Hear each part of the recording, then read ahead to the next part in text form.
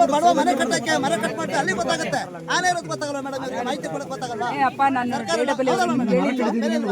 ಕೋಗೋಡು ಬಂದಾಗ ಹೇಳಿಲ್ಲನಪ್ಪ, ಪವರ್ ಇಲ್ಲಿ ನಿರಂತರ ಜೊತೆ ಆಗ್ಬೇಕು ಅಂತ ಈ ಭಾಗದಲ್ಲಿ.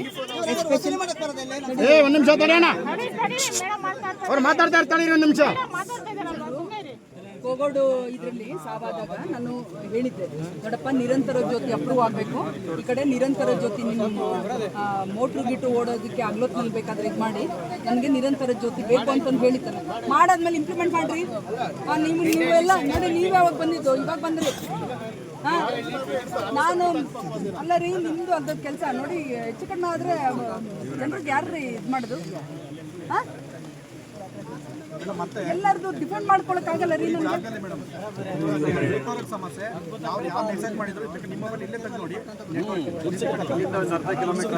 BSNL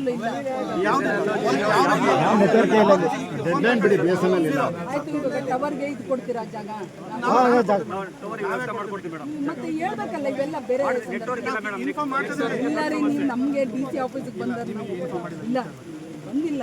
ಕೋಗೋಡ್ನವ್ರಿಗೆ ಅಲ್ಲಿ ಇವ್ರಿಗೆಲ್ಲ ನಮ್ಮ ನಂಬರ್ ಕೊಟ್ಟಿದ್ದೀನಿ, ನೋಡಪ್ಪ ನನ್ನ ನಂಬರ್ ಇಟ್ಕೊಳ್ಳಿ, ನೀವು ನನ್ನ ಆಫೀಸಿಗೆ ಬನ್ನಿ, ಏನಾದರೂ ಸಮಸ್ಯೆ ಇದ್ದರೆ ಅಂತ ಹೇಳಿದ್ದೀನಿ. ಫಸ್ಟ್ ಏನು ಹೇಳಲ್ಲ.